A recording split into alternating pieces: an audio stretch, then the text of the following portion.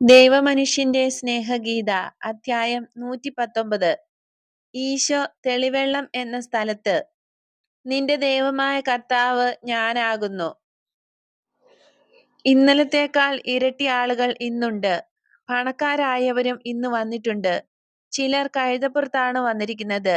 കഴുതയെ ഷെഡിന്റെ തൂണുകളിൽ കെട്ടിയ ശേഷം അവർ ഭക്ഷണം കഴിച്ചുകൊണ്ടിരിക്കുന്നു. എല്ലാവരും ഈശോയെ കാത്തിരിക്കുകയാണ്. നല്ല തണുപ്പുള്ളതാണെങ്കിലും പ്രകാശമുള്ള ദിവസം. താഴ്ന്ന സ്വരത്തിൽ ആളുകൾ തമ്മിൽ സംസാരിച്ചുകൊണ്ടിരിക്കുന്നു. കൂടുതൽ അറിവുള്ളവർ ഗുരു ആരാണെന്നും എന്തുകൊണ്ടാണ് ആ സ്ഥലത്ത് പ്രസംഗിക്കുന്നതെന്നും വിശദീകരിച്ചു കൊടുക്കുന്നു. ഒരാൾ ചോദിക്കുന്നു, ഇവൻ യോഹന്നാനേക്കാൾ വലിയവനാണോ? അല്ല, സംഗതിയാകെ വ്യത്യസ്തമാണ്. ഞാൻ യോഹന്നാന്റെ ശിഷ്യനായിരുന്നു. അയാൾ മുന്നോടിയും നീതിയുടെ ശബ്ദവുമായിരുന്നു. ഇത് മിശിഹായാണ്, ജ്ഞാനത്തിന്റെയും കരുണയുടെയും ശബ്ദം. അത് നിങ്ങൾ എങ്ങനെ അറിയും? പലരും ചോദിക്കുന്നു. സ്നാപകന്റെ 3 ശിഷ്യർ എന്നോട് പറഞ്ഞതാണ്. സംഭവിച്ചവ നിങ്ങൾ അറിഞ്ഞെങ്കിൽ മാത്രം മതിയായിരുന്നു. അവൻ ജനിച്ചപ്പോൾ അവർ അവനെ കണ്ടു. ഒന്ന് വിചാരിച്ചു നോക്കൂ, അവൻ പ്രകാശത്തിൽ നിന്നാണ് ജനിച്ചത്. അന്ന് രാത്രിയിൽ എത്ര വലിയ പ്രകാശമായിരുന്നു! ഇടയന്മാരായ അവർ കണ്ടു, പ്രകാശം കണ്ടു. ഭയന്നോടിയ ആടുകളുടെ ഇടയിലൂടെ ആലയിൽ നിന്ന് അവർ പുറത്തിറങ്ങി നോക്കി. ജെറുസലേം മുഴുവൻ തീ പിടിച്ചിരുന്നു. ദൈവദൂതന്മാർ സ്വർഗത്തിൽ നിന്ന് ഇറങ്ങി അവരുടെ ചിറകുകൾ കൊണ്ട് തീ കെടുത്തി. അവൻ, ആ ശിശു, പ്രകാശത്തിൽ നിന്ന് ഭൂമിയിൽ ജനിച്ചു. തീ മുഴുവനും കൂടെ ചേർന്ന് ഒരു നക്ഷത്രമായി. ഇല്ല, അങ്ങനെയുണ്ടായില്ല. ഉവ്, അങ്ങനെ സംഭവിച്ചു. ഞാൻ ഒരു ബാലനായിരുന്നപ്പോൾ ബെത്ലഹേമിലെ ഒരു ലായത്തിൽ ജോലി ചെയ്തിരുന്നവൻ എന്നോട് പറഞ്ഞതാണ്. ഇപ്പോൾ മിശിഹ വളർന്ന് പ്രായപൂർത്തിയായപ്പോൾ അതേക്കുറിച്ച് അവൻ സ്തുതിച്ചു പറയുന്നുണ്ട്. അങ്ങനെയല്ല, നക്ഷത്രം പിന്നീടാണ് വന്നത്. കിഴക്ക് നിന്നും വന്ന ജ്ഞാനികളുടെ കൂടെയാണ് നക്ഷത്രം വന്നത്. അവരിൽ ഒരാൾ സോളമന്റെ ബന്ധുവായിരുന്നു. തന്മൂലം മിശിഹായുടെയും ബന്ധുവായിരുന്നു. കാരണം അവൻ ദാവീദിന്റെ വംശത്തിൽപ്പെട്ടവനാണ്. ദാവീദ് സോളമന്റെ പിതാവാണ്. സോളമൻ ഷീബായിലെ രാജ്ഞിയെ സ്നേഹിച്ചു, കാരണം അവൾ സുന്ദരിയായിരുന്നു. അവൾ ധാരാളം വിശിഷ്ടമായ സമ്മാനങ്ങളും കൊണ്ടുവന്നു. അവന് അവളിൽ ഒരു പുത്രൻ ജനിച്ചു. അവൻ നൈൽ നദിക്കപ്പുറത്താണെങ്കിലും അവൻ യൂദാ വംശത്തിൽ ഉൾപ്പെടുന്നു. നീ എന്താണ് ഈ പറയുന്നത്? നിനക്ക് ഭ്രാന്തുണ്ടോ? ഇല്ല, അവന്റെ ബന്ധു അവന് സുഗന്ധതൈലം കൊണ്ടുവന്നില്ലെന്നാണോ നീ പറയുന്നത്? അക്കാലത്ത് രാജാക്കന്മാരുടെയും രാജകുടുംബത്തിൽപ്പെട്ടവരുടെയും പതിവ് അതായിരുന്നു. ശരിക്കുണ്ടായ സംഭവം എനിക്കറിയാം. വേറൊരാൾ പറയുന്നു, ഇതാണ് സംഭവിച്ചത്, എനിക്കറിയാം. കാരണം ഇടയന്മാരിൽ ഒരാളായ ഐസക്ക് എന്റെ സ്നേഹിതനാണ്. അങ്ങനെ ശിശു ഒരു തൊഴുത്തിലാണ് ജനിച്ചത്, ദാവീദിന്റെ കുലത്തിൽപ്പെട്ടവൻ. അങ്ങനെ ഒരു പ്രവചനമുണ്ടായിരുന്നു. എന്നാൽ അവൻ നസറത്തിൽ നിന്നല്ലേ വരുന്നത്? ഞാൻ ഒന്ന് പറഞ്ഞോട്ടെ. അവൻ ദാവീദിന്റെ കുടുംബത്തിൽപ്പെട്ടവനായതുകൊണ്ട് ബെത്ലഹേമിൽ ജനിച്ചു. അന്ന് രാജകൽപ്പനയുടെ കാലമായിരുന്നു. ഇടയന്മാർ ഒരു പ്രകാശം കണ്ടു. ഒരിക്കലും ഉണ്ടായിട്ടില്ലാത്ത വിധത്തിൽ അത്ര മനോഹരമായ പ്രകാശം. അവരുടെ കൂട്ടത്തിൽ ഏറ്റവും പ്രായം കുറഞ്ഞവനാണ് ദേവദൂതനെ ആദ്യം കണ്ടത്. അവൻ നിഷ്കളങ്കനായിരുന്നതിനാലാണല്ലോ അവന് ആദ്യം കാണാൻ കഴിഞ്ഞത്. ദേവദൂതൻ വീണയുടെ ശബ്ദം പോലെ മാധുര്യമേറിയ സ്വരത്തിൽ അവനോട് സംസാരിച്ചു. രക്ഷകൻ പിറന്നിരിക്കുന്നു, പോയി അവനെ ആരാധിക്കൂ. അനന്തരം ദൈവദൂതന്മാർ ഇങ്ങനെ പാടി, ദൈവത്തിന് മഹത്വവും നല്ല മനുഷ്യർക്ക് സമാധാനവും. ഇടയന്മാർ പോയി. അവർ പുൽത്തൊട്ടിയിൽ കിടക്കുന്ന ചെറിയ ശിശുവിനെ കണ്ടു. പുൽത്തൊട്ടിയുടെ ഇരുവശങ്ങളിലായി ഒരു കാളയും ഒരു കഴുതയും ഉണ്ടായിരുന്നു. അവന്റെ അമ്മയും അപ്പനും സമീപയുണ്ടായിരുന്നു. അവർ അവനെ ആരാധിച്ചു. അവർ അവനെ ഒരു നല്ല സ്ത്രീയുടെ ഭവനത്തിലേക്ക് കൂട്ടിക്കൊണ്ടുപോയി. ശിശു മറ്റു കുഞ്ഞുങ്ങളെപ്പോലെ തന്നെ വളർന്നു. അവൻ സുന്ദരനും നല്ലവനും സ്നേഹം കൊണ്ട് നിറഞ്ഞവനുമായിരുന്നു. പിന്നീട് ജ്ഞാനികളായ മനുഷ്യർ യൂഫ്രട്ടീസിന്റെയും നൈലിന്റെയും അപ്പുറത്തു നിന്ന് വന്നു. കാരണം അവർ ഒരു നക്ഷത്രം കണ്ടു. അത് ബാലാമിന്റെ നക്ഷത്രമാണെന്ന് അവർ തിരിച്ചറിഞ്ഞു. എന്നാൽ കുട്ടി ഇപ്പോൾ നടക്കുന്ന പ്രായമായി. ഹെരോദോസ് രാജാവ് കുട്ടികളെ വധിക്കാൻ കൽപ്പന അയച്ചു. കാരണം അവൻ സ്വന്തം രാജ്യത്തെക്കുറിച്ച് ഭയപ്പെട്ടു. എന്നാൽ കർത്താവിന്റെ ദൂതൻ അവർക്ക് മുന്നറിയിപ്പ് നൽകി. അതിനാൽ അവൻ മരിച്ചില്ല.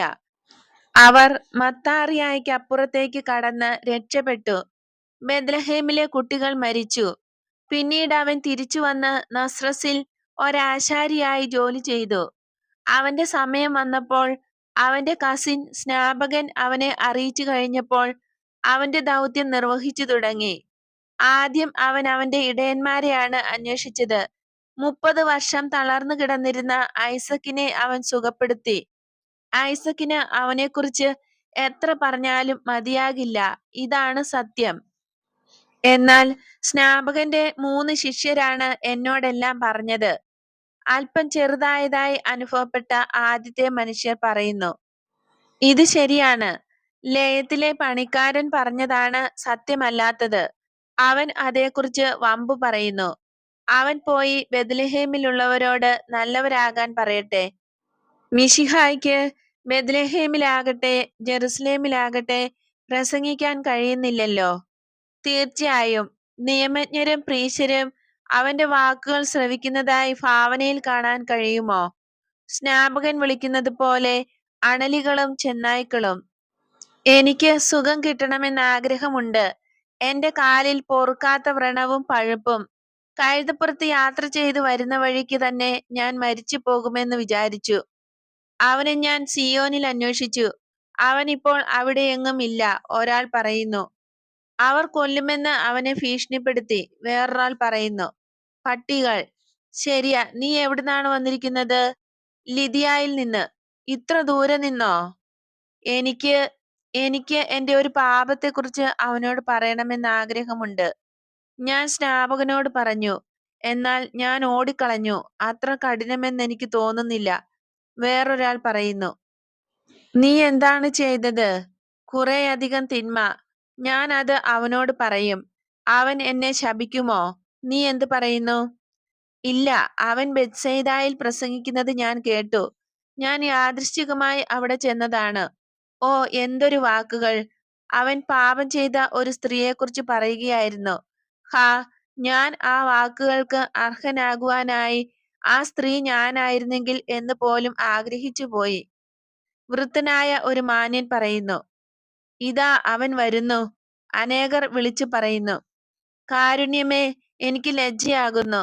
കുറ്റക്കാരനായ മനുഷ്യൻ പറഞ്ഞുകൊണ്ട് ഓടിപ്പോകാൻ തുടങ്ങുന്നു. എന്റെ മകനെ, നീ എങ്ങോട്ടാണ് ഓടുന്നത്? വെളിച്ചത്തിന്റെ മുമ്പിൽ നിന്ന് ഓടി രക്ഷപ്പെടാൻ ശ്രമിക്കത്തക്ക വിധം അത്രയധികം അന്ധകാരം നിന്റെ ഹൃദയത്തിലുണ്ടോ? പാപപ്രവൃത്തി തന്നെയായ എന്നെ ഭയപ്പെടത്തക്ക വിധം അത്രയധികം പാപം നീ ചെയ്തോ? എന്തു പാപമായിരിക്കാം നീ ചെയ്തത്? നീ ദൈവത്തെ കൊന്നവനാണെങ്കിലും യഥാർത്ഥത്തിൽ അനുതാപമുണ്ടെങ്കിൽ നീ ഭയപ്പെടേണ്ട. കരയാതിരിക്കൂ. അല്ലെങ്കിൽ വരൂ, നമുക്കൊരുമിച്ച് കരയാം. ഓടിപ്പോകുന്ന മനുഷ്യനെ നിർത്തുവാൻ ഒരു കൈ ഉയർത്തിയ ഈശോ മറ്റേ കൈകൊണ്ട് അയാളെ ചേർത്ത് മുറുക്കി പിടിച്ചുകൊണ്ട് ആളുകളോട് പറയുന്നു. ഒരു നിമിഷം ഇവനെ ഒന്ന് ആശ്വസിപ്പിച്ചു കൊള്ളട്ടെ. എന്നിട്ട് ഞാൻ നിങ്ങളുടെ പക്കലേക്ക് വരാം. അവൻ വീടിനപ്പുറത്തേക്ക് നടക്കുന്നു. മൂല തിരിഞ്ഞപ്പോൾ മൂടുപടം ധരിച്ച ആ സ്ത്രീയെ മുട്ടുന്നു. അവൾ അവിടെ നിന്ന് ശ്രദ്ധിക്കുകയായിരുന്നു. ഈശോ ഒരു നിമിഷം അവളെ ഒന്ന് നോക്കി. പിന്നെ ഒരു 10 ചുവടുകൂടെ നടന്ന ശേഷം നിന്നു. മകനെ, നീ എന്താണ് ചെയ്തത്? ആ മനുഷ്യൻ മുട്ടിന്മേൽ നിൽക്കുന്നു. അയാൾക്ക് 50 വയസ്സ് കാണും. അയാളുടെ മുഖം പലവിധ ദുർമോഹങ്ങളാലും രഹസ്യമായ പീഡനത്താലും ആകെ തകർന്നിരിക്കുന്നു. അവൻ കൈ രണ്ടും നീട്ടിക്കൊണ്ട് ഉച്ചത്തിൽ വിളിച്ചു പറയുന്നു. ഞാൻ എന്റെ അമ്മയെയും സഹോദരനെയും കൊന്നു. അപ്പന്റെ സ്വത്ത് മുഴുവനും എനിക്ക് കിട്ടുന്നതിനും സ്ത്രീകളുമായി സുഖിക്കുന്നതിനുമാണ് ഇവയെല്ലാം ചെയ്തത്. അപ്പോൾ മുതൽ എനിക്ക് സമാധാനമില്ലാതായി. എന്റെ ഭക്ഷണം രക്തമായി.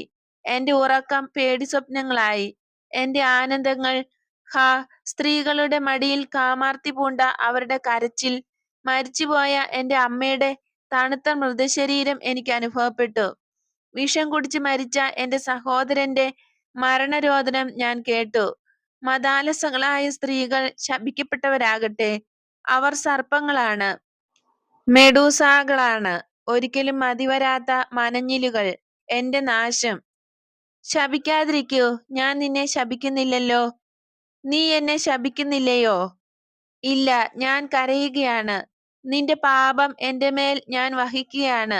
അത് എത്ര ഭാരമുള്ളതാണ്! എന്റെ കൈകാലുകളെ അത് തകർക്കുന്നു.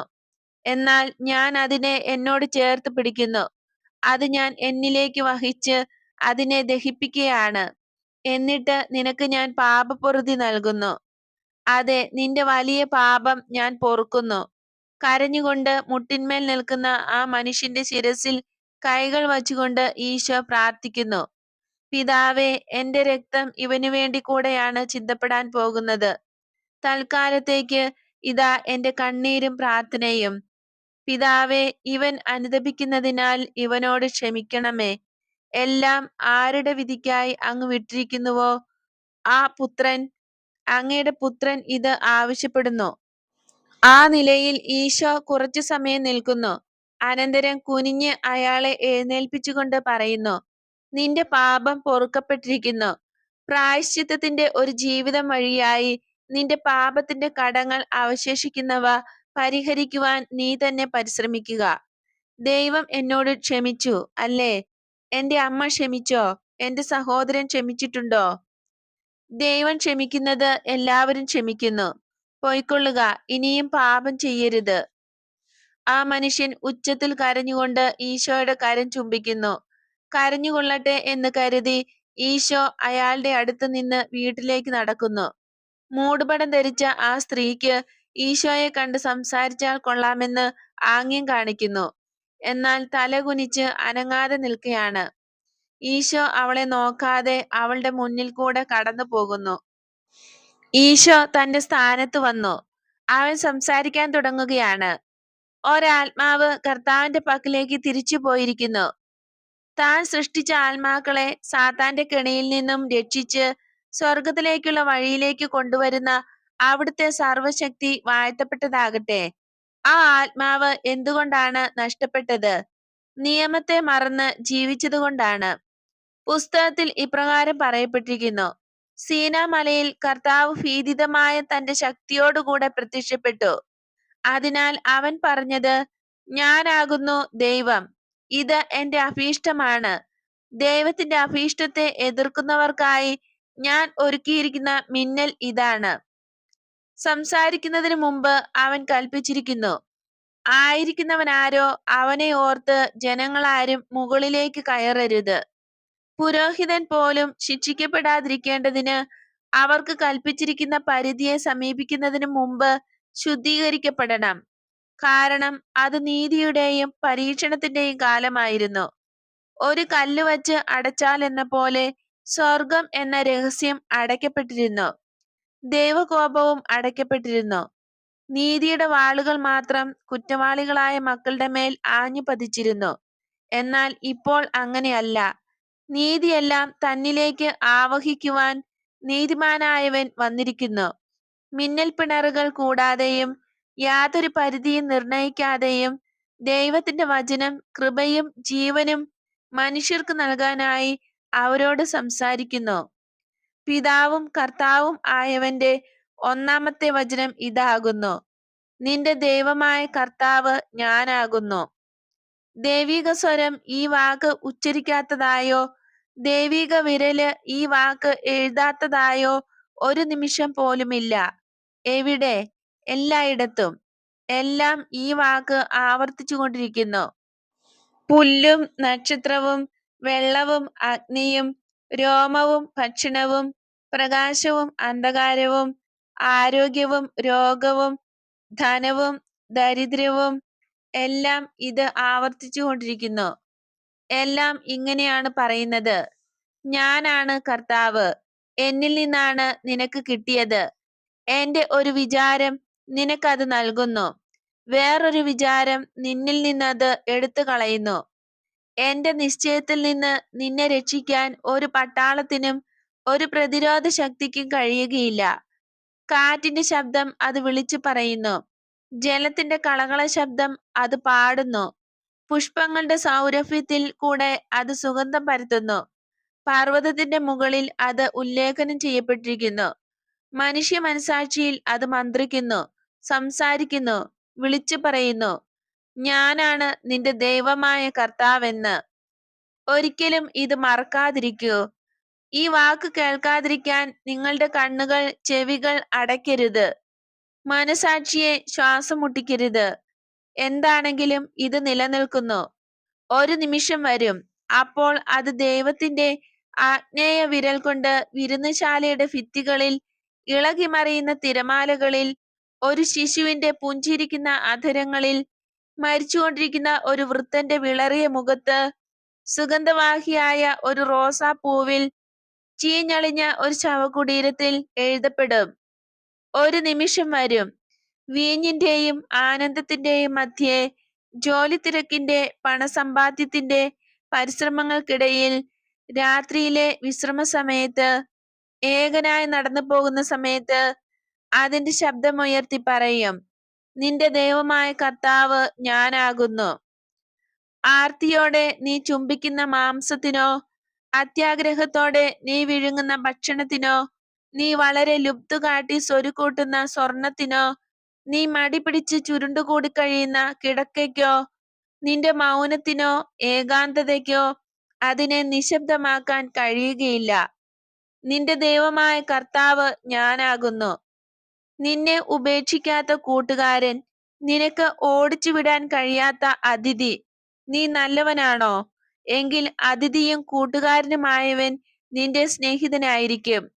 നീ ദുഷ്ടനും കുറ്റവാളിയുമാണോ?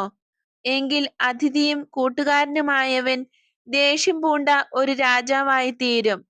നിനക്ക് സമാധാനം തരികയില്ല, എന്നാൽ നിന്നെ വിടുകയില്ല. ദൈവത്തിൽ നിന്നുള്ള വേർപെടുത്തൽ നശിച്ചുപോയ ആത്മാക്കൾക്ക് മാത്രമുള്ളതാണ്. എന്നാൽ ഈ വേർപാട് ഒരിക്കലും ശമനമില്ലാത്ത നിത്യമായ അവരുടെ പീഡനം. നിന്റെ ദൈവമായ കർത്താവ് ഞാനാകുന്നു. അതിന്റെ കൂടെ ഇങ്ങനെയും പറയുന്നു, നിന്നെ അടിമത്തത്തിന്റെ ഭവനമായ ഈജിപ്തിൽ നിന്ന് പുറത്തു കൊണ്ടുവന്നവൻ ഞാനാകുന്നു. ഓ, ഇപ്പോഴും അവൻ അത് ശരിക്കും പറയുന്നു. അതോ ഏതു തരം നാട്ടിലേക്കാണ് ഈജിപ്തിൽ നിന്ന് അവൻ നിങ്ങളെ പുറത്തു കൊണ്ടുവന്നിരിക്കുന്നത്? വാഗ്ദാനത്തിന്റെ നാട്ടിലേക്ക്. അത് ഈ സ്ഥലമല്ല, സ്വർഗമാണ്, കർത്താവിന്റെ നിത്യമായ രാജ്യം. അവിടെ വിശപ്പോ ദാഹമോ ഇല്ല, തണുപ്പും മരണവുമില്ല. എല്ലാം സന്തോഷവും സമാധാനവും പ്രസരിപ്പിക്കുന്നവയായിരിക്കും. എല്ലാ ആത്മാക്കളും സമാധാനവും സന്തോഷവും കൊണ്ട് നിറഞ്ഞവരായിരിക്കും. അവൻ ഇപ്പോൾ നിങ്ങളെ യഥാർത്ഥ അടിമത്തത്തിൽ നിന്ന് മോചിക്കുകയാണ്. അവൻ രക്ഷകനാണ്. ആ രക്ഷകൻ ഞാൻ തന്നെ. നിങ്ങളുടെ ചങ്ങലകൾ പൊട്ടിക്കാനാണ് ഞാൻ വന്നിരിക്കുന്നത്. മനുഷ്യരായ ഭരണാധിപന്മാർ എല്ലാവരും മരിക്കും. അവരുടെ മരണത്തിൽ അവൻ നിത്യനാണ്. അവന് ഇഷ്ടപ്പെട്ട സ്ഥലത്തേക്ക് നിങ്ങളെ കൊണ്ടുപോകാൻ അവനാണ് നിങ്ങളെ ബന്ധിച്ചിരിക്കുന്നത്. നിങ്ങൾ പാപികളാണ്. സാത്താൻ നിങ്ങളെ പിടിച്ചു നിർത്തിയിരിക്കുന്നത് പാപമാകുന്ന ചങ്ങല കൊണ്ടാണ്. ഞാൻ വന്നിരിക്കുന്നത് ആ ചങ്ങല പൊട്ടിക്കാനാകുന്നു. ഞാൻ പിതാവിന്റെ നാമത്തിലാണ് വന്നിരിക്കുന്നത്. വരണമെന്ന് ഞാൻ ആഗ്രഹിക്കുകയും ചെയ്തു. നിങ്ങളെ ഞാൻ ഈജിപ്തിൽ നിന്ന്, അടിമത്തത്തിൽ നിന്നും പുറത്തു കൊണ്ടുവന്നു എന്ന വാക്കുകൾ ഇന്ന് അന്വർത്ഥമായിരിക്കുന്നു, ഇന്ന് നിറവേറിയിരിക്കുന്നു. ഈ വാഗ്ദാനം ശരിക്കും മനസ്സിലാക്കപ്പെട്ടിരുന്നില്ല. ആധ്യാത്മികമായി ഇന്ന് ഇത് നിവൃത്തിയാക്കപ്പെട്ടിരിക്കുന്നു. ആദിപിതാക്കളെ വശീകരിച്ച് വഴിതെറ്റിയ വിഗ്രഹത്തിന്റെ നാട്ടിൽ നിന്ന് നിങ്ങളുടെ ദൈവമായ കർത്താവ് നിങ്ങളെ പുറത്തു കൊണ്ടുവരികയാണ്. പാപത്തിന്റെ അടിമത്തത്തിൽ നിന്ന് അവൻ നിങ്ങളെ സ്വതന്ത്രരാക്കുന്നു. വീണ്ടും ഒരിക്കൽ കൂടി അവൻ നിങ്ങളെ കൃപാവരം ധരിപ്പിച്ച് തന്റെ രാജ്യത്തിലേക്ക് പ്രവേശിപ്പിക്കുന്നു. ഞാൻ ഗൗരവമായി പറയുന്നു, എന്റെ പക്കൽ വരുന്നവർക്ക് അത്യുന്നതനായവൻ പിതാവിന്റെ സ്നേഹവായ്പോടെ നേരിയ ശബ്ദത്തിൽ ഇങ്ങനെ പറയുന്നത് കേൾക്കാൻ കഴിയും, നിന്റെ ദൈവമായ കർത്താവ് ഞാനാകുന്നു. ഞാൻ നിന്നെ സ്വതന്ത്രനാക്കി സന്തോഷമുള്ളവനാക്കി എന്നിലേക്ക് അടുപ്പിക്കുന്നു. വരൂ, നിങ്ങളുടെ ഹൃദയവും മുഖവും പ്രാർത്ഥനയും മനസ്സും കർത്താവിലേക്ക് തിരിക്കുക. കൃപാവരത്തിന്റെ സമയം വന്നിരിക്കുന്നു. ഈശോ പ്രസംഗം അവസാനിപ്പിച്ചു. അനുഗ്രഹം നൽകിക്കൊണ്ട് നടന്നു പോകുന്നതിനിടയ്ക്ക് ഒരു വൃദ്ധയെയും പുഞ്ചിരി തൂക്കിക്കൊണ്ട് നിൽക്കുന്ന ഇരുണ്ട നിറമുള്ള ചെറു ബാലികയെയും ആശ്ലേഷിക്കുന്നു. ഗുരുവേ, എന്നെ സുഖപ്പെടുത്തൂ, എനിക്ക് വലിയ വേദനയാണ്. കാല് പഴുത്ത് അറ്റുപോകുന്ന ആ മനുഷ്യൻ വിളിച്ചു പറയുന്നു. ആദ്യം നിന്റെ ആത്മാവ് പരിഹാരം ചെയ്യണം. ജോൺ ചെയ്തതുപോലെ എനിക്ക് മാമോദിസ നൽകൂ. എനിക്ക് അവന്റെ പക്കലേക്ക് പോകാൻ സാധിക്കുകയില്ല. എനിക്ക് സുഖമില്ല. വരൂ. ഈശോ 2 പുൽത്തകിടികൾക്കപ്പുറം കാടുകൊണ്ട് കാണാൻ കഴിയാത്ത നദിയിലേക്ക് നടക്കുന്നു. ഈശോ ചെരുപ്പുകൾ മാറ്റി. ആ മനുഷ്യൻ ഊന്നുവടിയുടെ സഹായത്തോടെ അവിടെ എത്തി. അയാളും ചെരുപ്പുകൾ മാറ്റി. 2 പേരും നദീതീരത്തേക്ക് ഇറങ്ങി. ഈശോ കൈകൾ ചേർത്ത് കുഴിച്ചു പിടിച്ച് വെള്ളമെടുത്ത് അയാളുടെ ശിരസിലൊഴിച്ചു. അയാൾ മുട്ടിന് താഴെ പകുതിയോളം വെള്ളത്തിൽ ഇറങ്ങി നിൽക്കുകയാണ്. ഈശോ മുകളിലേക്ക് കയറുന്നതിനിടയ്ക്ക് പറയുന്നു, നിന്റെ വ്രണത്തിന്റെ കെട്ടുകൾ എടുത്തു മാറ്റുക. ആ മനുഷ്യൻ അതനുസരിക്കുന്നു. കാല് സുഖം പ്രാപിച്ചു. ജനക്കൂട്ടം സന്തോഷം പൂണ്ട് ആർപ്പു വിളിക്കുന്നു. എന്നെയും എന്നെയും എന്നെയും സ്നാനപ്പെടുത്തൂ, പലരും വിളിച്ചു പറയുന്നു. പകുതി വഴി നടന്നെത്തിയ ഈശോ തിരിഞ്ഞു നിന്ന് പറയുന്നു, നാളെയാകട്ടെ, ഇപ്പോൾ നിങ്ങൾ പോകുക. നല്ലവരായിരിക്കണം കേട്ടോ. സമാധാനം നിങ്ങളോടു കൂടെ. എല്ലാം അവസാനിച്ചു. ഈശോ വീട്ടിലേക്ക് ചെന്ന് ആകെ ഇരുട്ടായിരുന്ന അടുക്കളയിൽ പ്രവേശിക്കുന്നു. സമയം ഉച്ച കഴിഞ്ഞതേയുള്ളൂ. ശിഷ്യർ ഈശോയുടെ ചുറ്റും കൂടുകയാണ്. പത്രോസ് ചോദിക്കുന്നു, അങ്ങ് വീടിന്റെ പിൻഭാഗത്തേക്ക് കൂട്ടിക്കൊണ്ടുപോയ മനുഷ്യന് എന്തു പറ്റിയതാണ്? അവന് ശുദ്ധീകരണം ആവശ്യമില്ലായിരുന്നു. പക്ഷെ അയാൾ തിരിച്ചു വന്നില്ല. സ്നാനപ്പെടുവാനും അയാൾ വന്നില്ല. ഞാൻ അയാളെ വിട്ട സ്ഥലത്തേക്ക് അയാൾ പോയി. എവിടെയാണ്? പരിഹാരം ചെയ്യാനാണ് പത്രോസേ. കാരാഗ്രഹത്തിലോ? അല്ല, അവന്റെ ശേഷിച്ച ജീവിതകാലം മുഴുവൻ പ്രായശ്ചിത്തം ചെയ്യുവാൻ. ജലം കൊണ്ട് ഒരാൾ വിശുദ്ധീകരിക്കപ്പെടുന്നില്ലേ? കണ്ണീരും ജലമാണല്ലോ. അത് സത്യമാണ്. ഇന്ന് അത്ഭുതം ചെയ്തതിനാൽ ഇനി എത്രയധികം ആളുകൾ വരുമായിരിക്കും. ഇന്നാണെങ്കിൽ ഇന്നലത്തേതിന്റെ ഇരട്ടി ആളുണ്ടായിരുന്നു. ശരിയാണ്. ഞാൻ തനിച്ച് എല്ലാം ചെയ്താൽ എനിക്ക് അവ ചെയ്തു തീർക്കാൻ കഴിയുകയില്ല. ഇനി മാമോദിസ നൽകുന്നത് നിങ്ങളായിരിക്കണം. ആദ്യം ഒരാൾക്ക്, പിന്നെ 2 പേർക്ക്, 3 പേർക്ക്, പിന്നീട് അനേകർക്ക്. ഞാൻ പ്രസംഗിക്കുകയും രോഗികളും പാപികളുമായവരെ സുഖപ്പെടുത്തുകയും ചെയ്യാം. ഞങ്ങൾ മാമോദിസ നൽകാനോ? ഓ, എനിക്കതിന് യോഗ്യതയില്ല. ആ ദൗത്യത്തിൽ നിന്ന് കർത്താവേ, എനിക്ക് വിടുതൽ തരണമേ. ഞാൻ മാമോദിസ സ്വീകരിക്കേണ്ടവനാണ്. പത്രോസ് ഈ യാചനയുമായി മുട്ടുകുത്തി നിൽക്കുകയാണ്.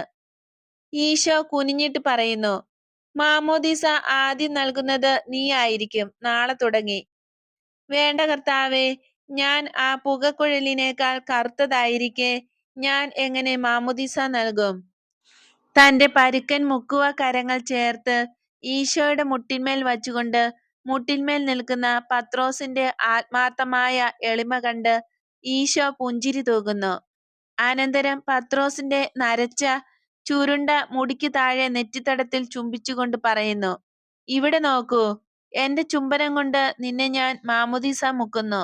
ഇപ്പോൾ നിനക്ക് സന്തോഷമായോ? ഒരു ചുംബനം കൂടെ കിട്ടാനായി ഞാൻ ഒരു പാപം കൂടെ ചെയ്യട്ടെ? വേണ്ട. ദൈവത്തിന്റെ ദാനങ്ങൾ കിട്ടാൻ വേണ്ടിയും കിട്ടുമെന്നോർത്തും ദൈവത്തെ നിന്ദിക്കരുത്. നീ എനിക്കും ഒരു ചുംബനം തരികയില്ലേ? എനിക്കും പാപങ്ങളുണ്ട്. യൂദാസ് കറിയോത്ത പറയുന്നു. ഈശോ അയാളെ തറപ്പിച്ചു നോക്കുന്നു. ഈശോയുടെ നോട്ടം പെട്ടെന്ന് മാറുകയാണ്. പത്രോസിനോട് സംസാരിച്ചപ്പോഴുണ്ടായിരുന്ന സന്തോഷവും തെളിമയും മാറി. നിശിതമായതും ക്ഷീണിച്ച് വിഷാദപൂർണവുമായതുമാണ് ഇപ്പോൾ ആ നോട്ടം. ഈശോ പറയുന്നു, ശരി, നിനക്കും ചുംബനമുണ്ട്, വരൂ. ഞാൻ ആരോടും വ്യത്യാസം കാണിക്കുന്നില്ല. യൂദാസേ, നീ നല്ലവനാകൂ. നിനക്ക് ആഗ്രഹമുണ്ടായിരുന്നെങ്കിൽ, നിനക്ക് ചെറുപ്രായമാണ്. ഉയരങ്ങളിലേക്ക് വീണ്ടും വീണ്ടും കയറുവാൻ ഒരു ജീവിതകാലം മുഴുവൻ മുന്നിലുണ്ട്. അങ്ങനെ വിശുദ്ധിയുടെ പൂർണ്ണതയിലെത്താൻ നിനക്ക് കഴിയും. അനന്തരം ഈശോ അയാളെ ചുംബിക്കുന്നു. ഇനി നിന്റെ ഊഴമാണ് സൈമൺ, എന്റെ സ്നേഹിത. പിന്നെ എന്റെ വിജയമായ മാത്യുവിന്, പിന്നെ ജ്ഞാനിയായ ബർത്തലോമിയോയ്ക്ക്, പിന്നീട് വിശ്വസ്തനായ ഫിലിപ്പിന്, അനന്തരം സന്തോഷവാനായ തോമസിന്, വരൂ. നിശബ്ദമായി പ്രവർത്തിക്കുന്ന ആൻഡ്രൂ, ഞാൻ ആദ്യം കണ്ട ജെയിംസേ, വരൂ. ഇപ്പോൾ നീ നിന്റെ ഗുരുവിന്റെ ആനന്ദമല്ലേ? യൂദാസേ, എന്റെ ബാല്യകാലത്തും യുവത്വത്തിലും എന്റെ കൂട്ടുകാരൻ. നിന്റെ രീതികൾ കൊണ്ടും ഹൃദയം കൊണ്ടും നീതിമാനായവനെ അനുസ്മരിപ്പിക്കുന്ന ജെയിംസേ, വരൂ. നിങ്ങൾക്കെല്ലാവർക്കും ഇപ്പോൾ എന്റെ ചുംബനം കിട്ടി. എന്റെ സ്നേഹം വലുതാണ്, എന്നാൽ നിങ്ങളുടെ സന്മനസ് ആവശ്യമാണെന്നും ഓർക്കുക. എന്റെ ശിഷ്യരെന്നുള്ള നിലയ്ക്ക് നാളെ ഒരു ചുവടും ഒരു ബഹുമതിയും അതേസമയം ഉത്തരവാദിത്വമുള്ളതാണെന്ന് ഓർക്കുക. ഗുരുവേ, അങ്ങ് ഒരു ദിവസം ഞങ്ങളോട്, എന്നോടും ജോൺ, ജെയിംസ്, മാത്യു എന്നിവരോടും പറഞ്ഞിരുന്നു, പ്രാർത്ഥിക്കുന്നത് എങ്ങനെയാണെന്ന് ഞങ്ങളെ പഠിപ്പിക്കാമെന്ന്. എനിക്ക് തോന്നുന്നത് അങ്ങ് പ്രാർത്ഥിക്കുന്നത് പോലെ ഞങ്ങളും പ്രാർത്ഥിച്ചാൽ ഞങ്ങൾ ചെയ്യണമെന്ന് അങ്ങ് ആഗ്രഹിക്കുന്ന വേലകൾ ചെയ്യാൻ ഞങ്ങൾ അർഹരാകുമെന്നാണ്. പത്രോസ് പറയുന്നു. അന്ന് ഞാൻ ഇങ്ങനെയും കൂടെ മറുപടിയായി പറഞ്ഞിരുന്നു, നിങ്ങൾക്ക് വേണ്ടത്ര പരിശീലനം ലഭിച്ചു കഴിയുമ്പോൾ ഏറ്റവും വിശിഷ്ടമായ പ്രാർത്ഥന ഞാൻ പഠിപ്പിക്കാം. എന്റെ പ്രാർത്ഥന നിങ്ങൾക്കായി ഞാൻ തന്നിട്ട് പോകാം. എന്നാൽ അധരങ്ങൾ കൊണ്ട് മാത്രമാണ് അത് പറയുന്നതെങ്കിൽ അതും ഒരു പ്രാർത്ഥന ആകയില്ല. തൽക്കാലത്തേക്ക് നിങ്ങളുടെ ആത്മാക്കൾ കൊണ്ടും മനസ്സുകൊണ്ടും ദൈവത്തിലേക്ക് ഉയരുക. ദൈവം മനുഷ്യന് നൽകുന്നതും മനുഷ്യർ ദൈവത്തിന് കാഴ്ചവെക്കുന്നതുമായ ഒരു സമ്മാനമാണ് പ്രാർത്ഥന. എന്ത്? പ്രാർത്ഥിക്കാൻ ഞങ്ങൾക്ക് ഇപ്പോഴും യോഗ്യതയില്ലേ? ഇസ്രായേൽ മുഴുവനും പ്രാർത്ഥിക്കുന്നുണ്ട്. യൂദാസ് കറിയോത്ത പറയുന്നു. അതെ യൂദാസേ, എന്നാൽ അവളുടെ പ്രവർത്തനങ്ങളിൽ നിന്നറിയാം ഇസ്രായേൽ എങ്ങനെയാണ് പ്രാർത്ഥിക്കുന്നതെന്ന്. നിങ്ങളെ വഞ്ചകരാക്കാൻ ഞാൻ ആഗ്രഹിക്കുന്നില്ല. പുറമേ പ്രാർത്ഥനയുടെ ഭാവം കാണിക്കുകയും ആന്തരികമായി നന്മയ്ക്കെതിരായിരിക്കുകയും ചെയ്യുന്നവർ വഞ്ചകരാണ്. പിന്നെ എന്നാണ് അത്ഭുതങ്ങൾ ചെയ്യാൻ ഞങ്ങളെ അങ്ങ് നിയോഗിക്കുന്നത്? യൂദാസ് വീണ്ടും ചോദിക്കുന്നു. ഞങ്ങൾ അത്ഭുതങ്ങൾ? ഓ ദൈവമേ, നിത്യമായി കരുണയായിരിക്കണമേ. ഓ, ഞങ്ങൾ പച്ചവെള്ളമല്ലാതെ ഒന്നും കുടിക്കുന്നില്ലല്ലോ. എന്റെ കുഞ്ഞെ, നിനക്ക് ഭ്രാന്താണോ? നമ്മൾ അത്ഭുതങ്ങൾ ചെയ്യാനോ? പത്രോസിന് ഭയവും പരിഭ്രമവും ആകെ അസ്വസ്ഥതയും. ഈ സംസാരം കേട്ടത് തന്നെ ഒരിടർച്ചയായി പോയി. അവൻ യൂദയായിൽ വെച്ച് നമ്മളോട് ഇങ്ങനെ പറഞ്ഞിരുന്നു. അങ്ങനെ നീ പറഞ്ഞില്ലേ? ശരി, ഞാൻ അങ്ങനെ പറഞ്ഞു. അത് സത്യമാണ്. നിങ്ങൾ അത്ഭുതങ്ങൾ ചെയ്യും. എന്നാൽ നിങ്ങളിൽ ജഡികത അധികമുള്ളിടത്തോളം കാലം നിങ്ങൾക്ക് അത്ഭുതങ്ങൾ ചെയ്യാൻ കഴിയുകയില്ല. ഞങ്ങൾ ഉപവസിക്കും, കറിയോത്തുകാരൻ പറയുന്നു. ഒരു ഉപകാരവുമില്ല. ജഡം എന്നതുകൊണ്ട് ഞാൻ ഉദ്ദേശിക്കുന്നത് ദുർമോഹങ്ങളാണ്. ത്രിവിധ ദുരാശകളും അവയുടെ പിന്നാലെയുള്ള തിന്മകളും ചങ്ങലയും ഹീനമായ ബഹുഭാര്യാത്വത്തിന്റെ ഫലമായ കുട്ടികളെപ്പോലെ ധാരാളം തിന്മകൾ മനസ്സിൽ അഹങ്കാരം ജനിപ്പിക്കുന്നു. അധികാരത്തിനും ജഡിക സന്തോഷങ്ങൾക്കും ഉള്ള അത്യാർത്തിയിൽ നിന്നാണ് ഇവയെല്ലാം ജന്മം കൊള്ളുന്നത്. ലോകത്തിലും മനുഷ്യനിലും ഉള്ള എല്ലാ തിന്മകളും ഇങ്ങനെയാണ് ഉണ്ടാകുന്നത്. നിനക്ക് വേണ്ടി ഞങ്ങൾ എല്ലാം ഉപേക്ഷിച്ചു, യൂദാസ് പറയുന്നു. എന്നാൽ നിങ്ങളെ തന്നെ ഉപേക്ഷിച്ചിട്ടില്ല. അപ്പോൾ ഞങ്ങൾ മരിക്കണമോ? നിന്നോടുകൂടി ആയിരിക്കാൻ ഞങ്ങൾ അതും ചെയ്യും. കുറഞ്ഞപക്ഷം ഞാനെങ്കിലും ചെയ്യും. വേണ്ട, ശാരീരിക മരണമല്ല ഞാൻ ആവശ്യപ്പെടുന്നത്. ഞാൻ ആവശ്യപ്പെടുന്നത് നിങ്ങളിലുള്ള മൃഗീയതയും സാത്താന്റെ അരൂപിയും മരിക്കണമെന്നാണ്. എന്നാൽ കള്ളം, അഹങ്കാരം, ദേഷ്യം, ധിക്കാരം, കൊതി, അത്യാഗ്രഹം, മടി ഇവ നൽകി ജഡത്തെ സംതൃപ്തമാക്കുന്ന കാലത്തോളം ഇവ നിങ്ങളിൽ മരിക്കയില്ല. ഇത്ര വിശുദ്ധനായ അങ്ങേ സമീപത്ത് ഞങ്ങൾ ഇത്ര തിന്മയുള്ളവരാണല്ലോ. ബർത്തലോമിയോ താഴ്ന്ന സ്വരത്തിൽ പറയുന്നു. അവൻ എപ്പോഴും വളരെ പരിശുദ്ധനായിരുന്നു. ഈശോയുടെ കസിൻ ജെയിംസ് പറയുന്നു. നമ്മൾ എന്താണെന്ന് അവനറിയാം. അതിനാൽ നമ്മൾ നിരാശപ്പെടരുത്. നമ്മൾ ഇങ്ങനെ പറഞ്ഞാൽ മതി. ഓരോ ദിവസവും അങ്ങയെ ശുശ്രൂഷിക്കാൻ ഞങ്ങൾക്ക് ശക്തി തരണമേ. ഞങ്ങൾക്ക് പാപമില്ല എന്ന് നമ്മൾ പറഞ്ഞാൽ നമ്മൾ വഞ്ചിതരാണ്. നമ്മൾ വഞ്ചിക്കുകയാകും ചെയ്യുക. ആരെ? നമ്മൾ എന്താണെന്നറിയുന്ന നമ്മളെ തന്നെ. അത് പറയാൻ നമ്മൾ ഇഷ്ടപ്പെടുന്നില്ലെങ്കിലും നമുക്കറിയാം ദൈവത്തെ ഒരിക്കലും ചതിക്കാൻ കഴിയാത്ത ദൈവത്തോട് വഞ്ചന കാണിക്കുകയായിരിക്കും ചെയ്യുക. എന്നാൽ ഇങ്ങനെ നമ്മൾ പറയണം: ഞങ്ങൾ ബലഹീനരും പാപികളുമാണ്. പാപപ്രതിയും അങ്ങേ ശക്തിയും നൽകി ഞങ്ങളെ സഹായിക്കണമേ. ദൈവം നമ്മെ നിരാശപ്പെടുത്തുകയില്ല. തന്റെ നന്മയിലും നീതിയിലും അവിടുന്ന് നമ്മോട് ക്ഷമിക്കും. നമ്മുടെ ഹൃദയത്തിന്റെ ദുഷ്ടതയിൽ നിന്നും അവിടുന്ന് നമ്മെ ശുദ്ധിയാക്കും. ജോൺ പറയുന്നു: നീ അനുഗ്രഹിക്കപ്പെട്ടവനാകട്ടെ ജോണേ, കാരണം നിന്റെ അധരങ്ങൾ വഴി സത്യം സംസാരിക്കുന്നു. നിന്റെ അധരങ്ങൾക്ക് നിഷ്കളങ്കതയുടെ സൗരഭ്യമുണ്ട്.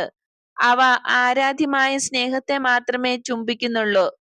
ഈശോ എഴുന്നേറ്റ് നിന്ന് ഒരു ഇരുണ്ട മൂലക്കിരുന്ന് സംസാരിച്ച ജോണിനെ തന്റെ ഏറ്റവും സ്നേഹിക്കപ്പെട്ട ശിഷ്യനെ അടുത്ത് നിർത്തി മാറോടണയ്ക്കുന്നു.